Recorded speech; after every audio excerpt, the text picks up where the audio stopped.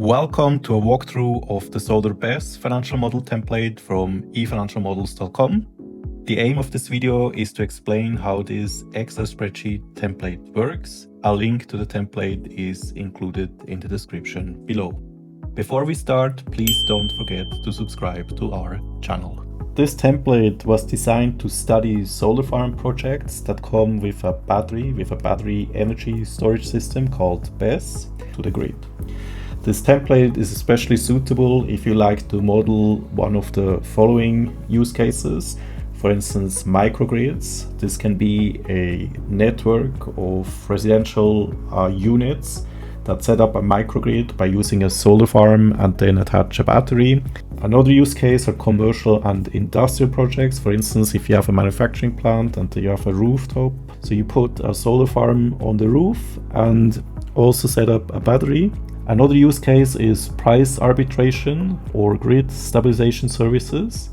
In that case, what you specifically watch out for is the electricity price.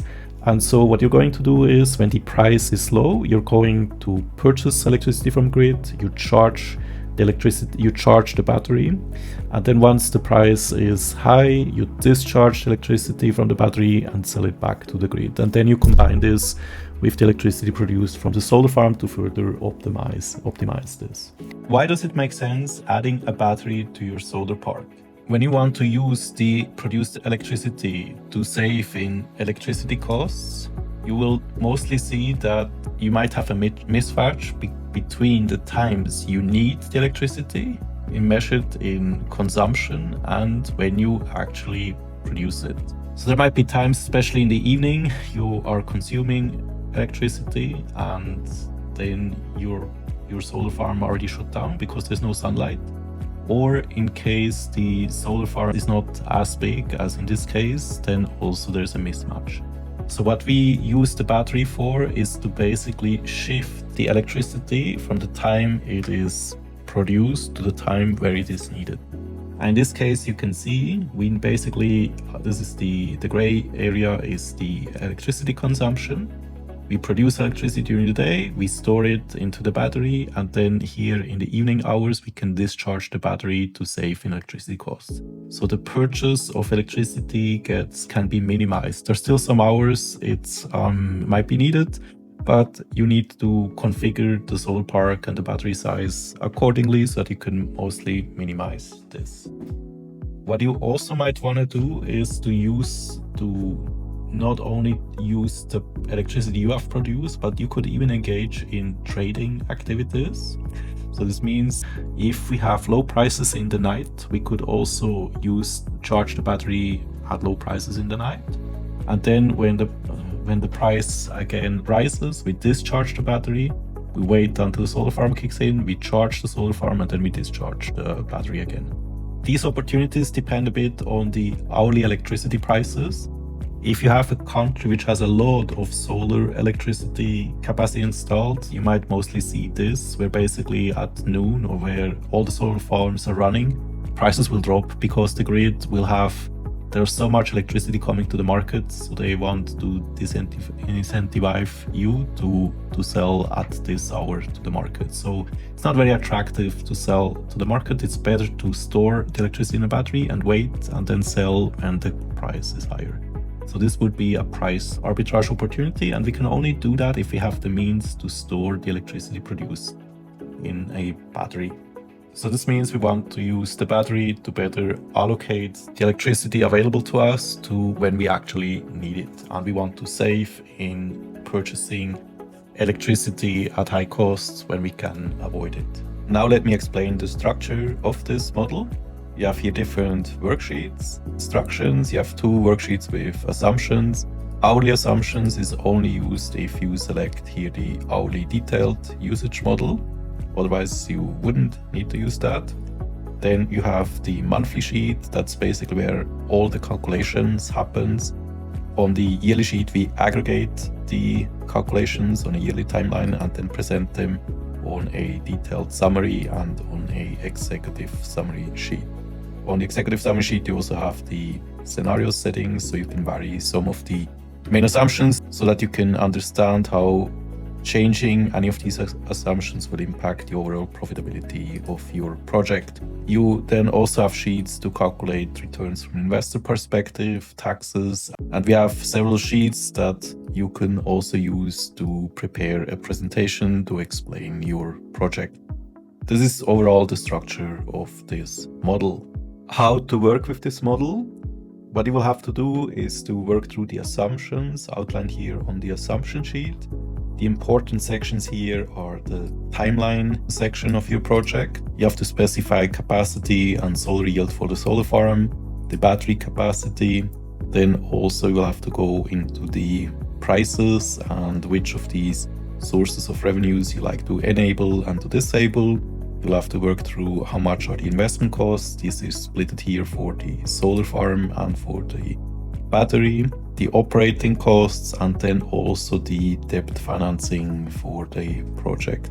First, we will have to define what is the current electricity consumption of our project, or for instance, if we have a manufacturing plant. So we're going to do is to estimate the amount of kilowatt hours which is consumed per year. We then break it down on a monthly basis, and then we also estimate over the years how is this electricity consumption to develop. Will it increase? Will it decrease? What we then also want to do is we want to allocate the monthly electricity consumption by the timing of the day the electricity is being consumed. But this is mostly consumed in the night hours, during the morning, or lunchtime, afternoon, or in the evening hours, so that we have a profile at which time our electricity is being consumed. And we then can also double check on the monthly timeline, and then the model will basically plot the energy consumption over the years. We will need to define the timeline and the duration of our project. We have here two parts mostly. The first part is the solar farm. The solar farm first needs construction. So the question is, when do we start? So we enter the month and the year of the forecast here, the duration, and then we have the beginning and the end of the construction period. For the solar farm, we have foreseen 3 phases, meaning the idea is that we could later expand the solar farm. The project lifetime, we should also then set, once the construction is completed, how many years we expect this solar farm to be in operation. If there are permits required for this will also have to be taken into account, so that we have a clear timeline until when this project will produce electricity. Then on the timeline, we then switch to the batteries. So the batteries here, the idea is mostly not expansion but replacement. So we start with the first battery. We define which battery we want to include. Important is to basically know which battery is being put online when, and when will the battery have to be replaced or be taken out of business. Battery lifetimes normally are much shorter, or should be shorter, than the solar farm, so we have to take this into account. So you can see we can link the timings, and then once the first battery needs to be replaced, we basically link it to the end month of the project, and then basically continue with the next battery. So the idea is to plot the timeline here. If we have a power purchase agreement in place, in case we would produce all this electricity and sell at a fixed price, we would also have to think about how long this agreement is in place, or the same also for a renewable energy certificate. So all this allows us to plot the timeline. We also then have here the project plan, so we can understand exactly which phase is active when and what's happening. We now need to configure what's happening with the solar farm. We have 3 phases. We can enable, disable to include them in the model as needed. We define capacity, solar yield, and the annual digression. So this defines the annual electricity production over time. But our model, we want to be a bit more precise. We want to break it down on a monthly basis. So we take the annual production and we have to allocate this per month. How many of these projected kilowatt hours are going to be produced in which month? So that's what we're going to do here. We then take it one step further and also break down the monthly production on the hours of the day. How these estimated monthly kilowatt hours are going to be produced in which hour of the day. And this normally should give you a curve like this. Upon sunrise, the solar farm will at some point start to kick in. The yield goes up, it peaks, and then as the angle of the sun gets smaller and smaller, the yield will decrease until sunset. So this will then give you the hourly distribution of the expected production. Important is this you only need to do if you select the hourly detailed usage model. For our purposes, I'm using this. The other alternative would be to use a very simplified model which does not go into the hourly production and consumption profiles of the electricity. This would then allow us to plot the expected production of electricity, and then we can also plot later on. We have a model here. We can then also know for each month, which hour of the day, how much electricity we expect to be produced. The pricing model relies on two types of assumptions. First, we have baseline assumptions. This also includes the purchase price for electricity, since one benefit of such project can also lie in the form of savings in electricity costs. We have then the sales price. In many cases, or some cases, they can be quite different. If the electricity is not sold at the market, it might be sold at a PPA price. In this case, actually, it's assumed to be lower. And the renewable energy certificate, that would be a markup to one of these prices above. Then there is also price if it's possible to sell the battery reserve. Each of these prices, we then assume a long-term trend, and we assume that the price will either increase or decrease over time. Here, assume to increase, and this then will outline the annual price trend over time. What we then also need to look into is the hourly prices, and the way to do that is that we work with these index factors, and these prices then can also vary depending on months. So you can overwrite these, and then the prices will correct. Important is make your changes always here, because this is the block we're going to use and then to apply to every year of our forecast year. How does a typical price pattern look like? So when we, for instance, look at the month of January, I can here select. What we are saying here is that in this market, the price in the middle of the night until 4 o'clock is quite low. Then the price starts to increase in the morning hours. There are a lot of people consuming electricity. In countries where you have a lot of solar energy production, and also in some countries the forecasts are even that there is even more capacity being added. So what can happen is that then at lunch, when all the solar farms are producing electricity, that actually the market prices will drop because there's an excess supply of solar.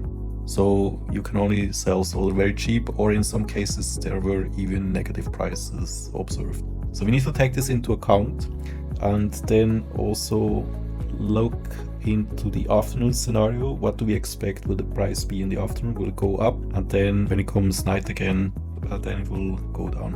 When you look at this, you can also see that if you just have a solar farm, if you are dependent on selling at these prices, you will not make a lot of money.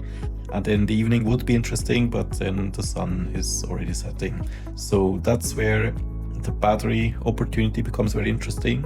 You could buy low, charge your battery, and then here when the price is high, discharge the battery, charge the battery again, and discharge the battery.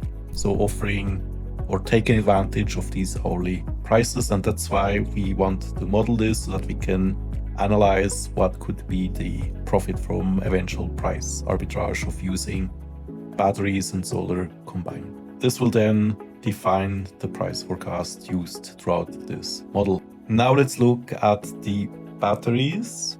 We need to think about the capacity we put in place for each battery. And in this case, it's basically these are replacing always the first battery. We also need to take into account the speed to charge and to discharge so that we can more precisely model the charging and the discharging process of our battery. And then we also need to define the battery availability. This measures how many days a battery is available and can run a charge and discharge cycle. In this case, it means 95% of the days the battery will be running, while on 5% of the days the battery might, for whatever reason, be offline. We then take this into account in our forecast. Batteries are subject to a degression in their capacity to store electricity over time. Depending on source, I read 1.5 to 3.5% per year, so this is something material. And each battery is a bit different. For that reason, we offer here different models where we basically model how the capacity of the battery is going to develop over time.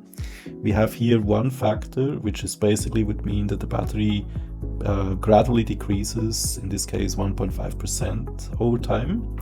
And we also have models where we say that with the years the decrease would accelerate, and you can see then if we model this will go much faster, will the battery basically be worn off.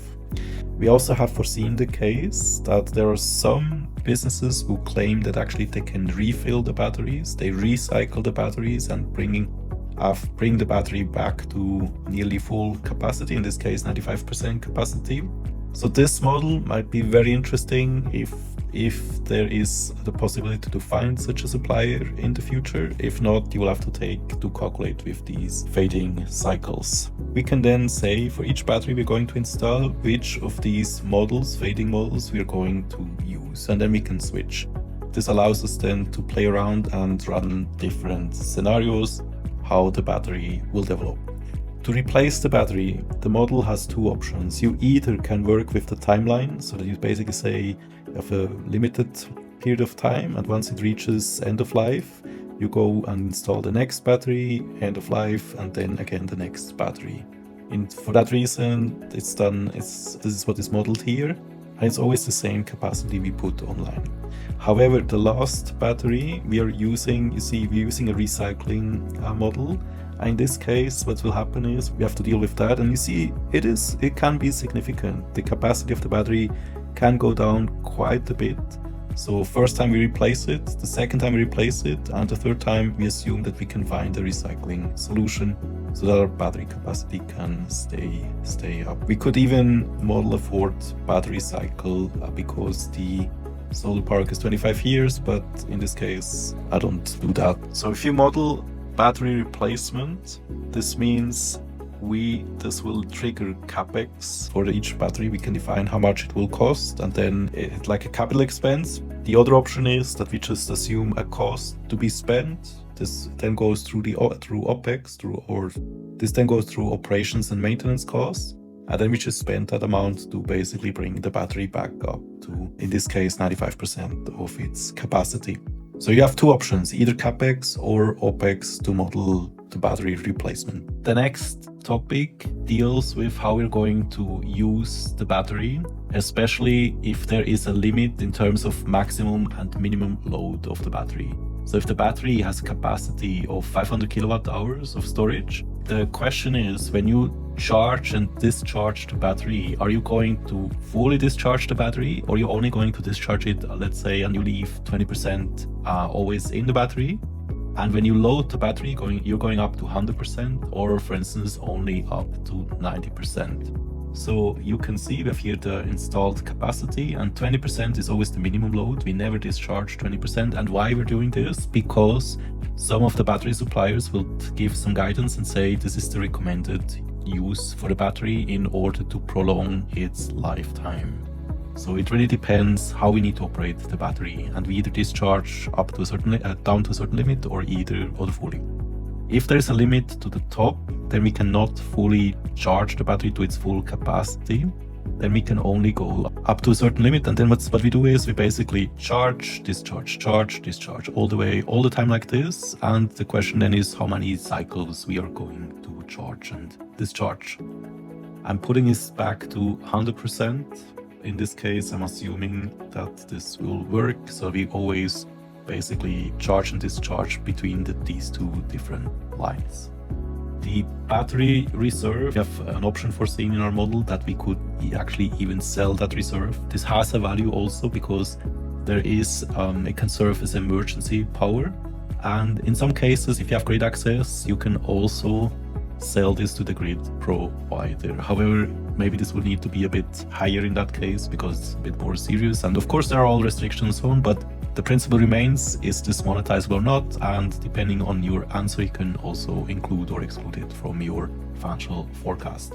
Now we come to the charging and discharging of the battery. We need to first define, are we going to charge the battery only from excess electricity production or just the solar energy produced in general, or are we also going to buy from the grid additional electricity? So these are the three options to choose from. In our case, we're going for price arbitrage. We have two models to model the battery use. If we use simplified, then we are switching to this simple assumption, and we have defined via the battery availability how many days the battery will be online, and then we simply say we are going to load the battery one full cycle, or it could also be 0.8, since we are always going to leave 20% in the as minimum load. So this would mean it would just be one charge and discharge cycle per day, and then in that case, if you use this model, this is the purchase price and it's the sale price, so you would have to change only those two assumptions. So this is a very simple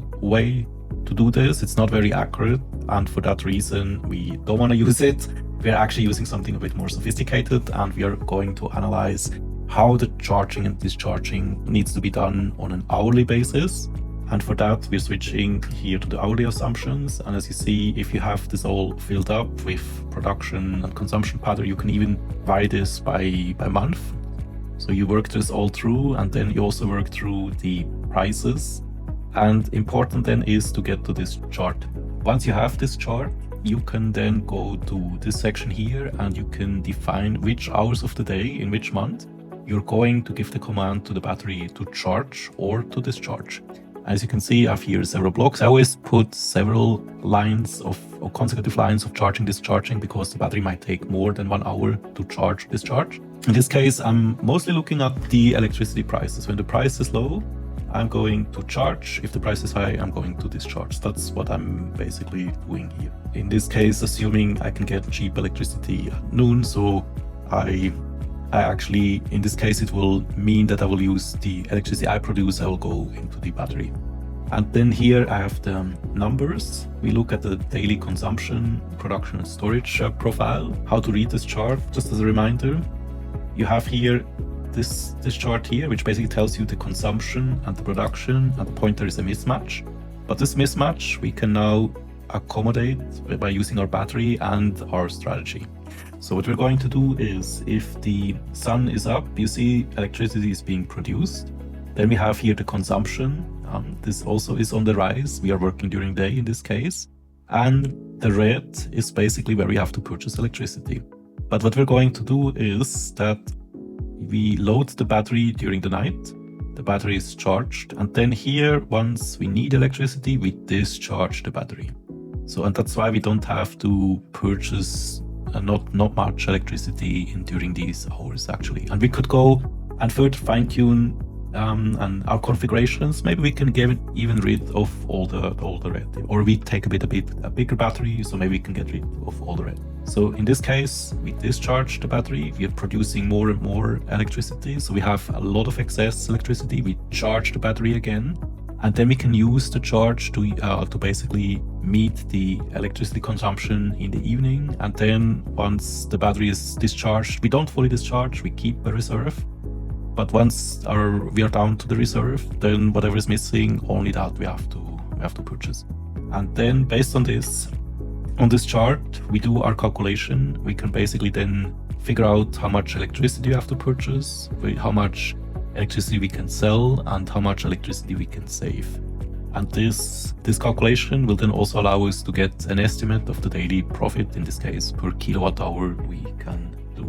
If I change this, instead of price arbitrage, I change this to solar only, I will only have one cycle I can charge and discharge. So I have to wait until I produce electricity, and then I store it in a battery, and then I can use it in the evening hours. But I cannot use it in the morning unless I have a very big battery, because I'm not going to purchase electricity. If I change the scenario to that I only use excess production to load into the battery, then you see the chart changes again.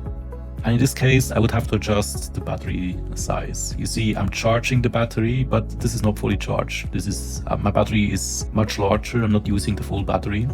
And I would have to recalibrate the size of the battery and the solar park to fit for this case. In this case, that's what I would have to do. But you can see again, then I only have one charge in this charge cycle, and I have a bit more electricity purchase, some in the morning and then also in the evening. I'm now switching this back to price arbitrage because this would be my goal, that I can fully utilize the battery. And when I do this, keep in mind it makes a difference on the loading cycles per day. So if I do 2 loading cycles in ECF in equivalent full cycles, this is less, but it still means it's 2 cycles per day. So if I do this, I will also have more wear and tear on the battery, and I might need to recheck the expected lifetime cycles for this battery. And if this number gets too big, I will have to go and adjust my plan to either change the expected lifetime again. So we'll have to calibrate this a bit until all these numbers make sense and I can see that the battery will work for the anticipated lifetimes. The remaining assumptions I have to work through, you can see, is all the rest. Important is the CAPEX. You can see here we only include the active, basically the true phases. In this case, it's basically all phase 1 we include, but I have the numbers ready, so I could just switch on phase 2 or 3 if I want to, and just simulate to understand what would be the difference to my project if I would do that. For the battery also, we only include, it is in this case 3 batteries. That's what the total includes. But keep in mind, in this case, this is replacing the battery. So the amount does not have to be spent all at once. It has to be spent one after the other to replace the battery. And this then gives us the total CAPEX asset. In phase 1, you can see only a part of it will have to be spent. We will then also have to think about how much debt financing we can get for this project. In this case, the input is the debt amount column. These are just helper if you want to use LTV, but because we have different timelines for battery and CAPEX, this needs to be configured on a case-by-case basis in terms to know what's the LTV. This is important. Then the interest rate, and you can then also double check the debt schedule and the repayment.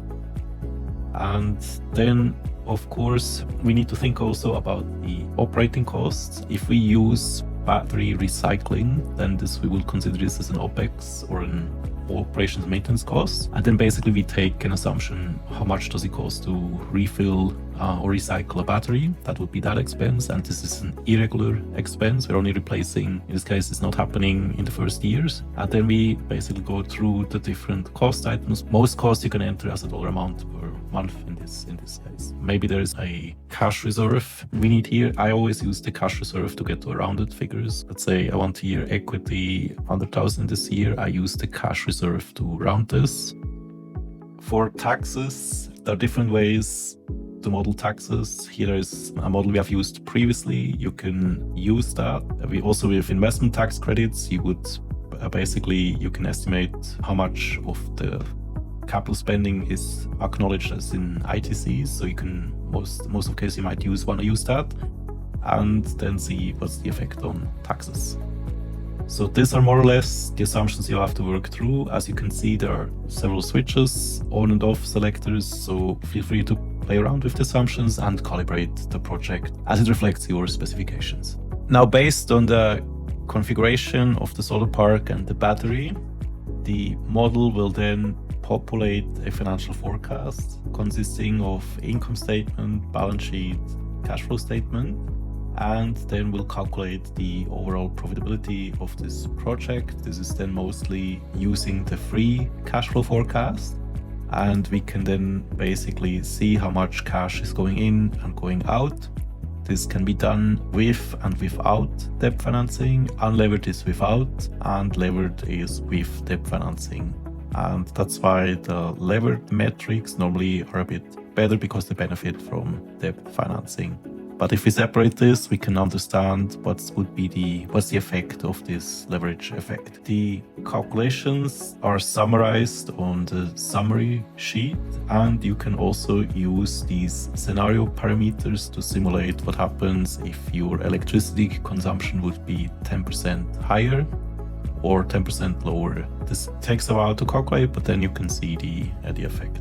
Also, if the solar yield is 10% higher or lower, we can then see the effect on it. So this gives you various options to run different scenarios. You can see with the key assumptions, using what if analysis, and then check the financial metrics. You can also use basically to see how much of these revenue stream contribute how much to the IRR by including, excluding them. You have the selectors to include different phases for the solar park or different batteries to change the fading model, and then basically this way understand the profitability of this solar BESS project. I hope this walkthrough was useful and that the template can be of valuable help when you analyze your next project of a battery energy storage system combined with a solar park, where you need to understand the different effects and how this then affect your expected profitability. If you like this video, please give it a thumbs up. Don't forget to subscribe to this channel and visit our website eFinancialModels.com. A link to the model is included in the description below. Thank you for watching.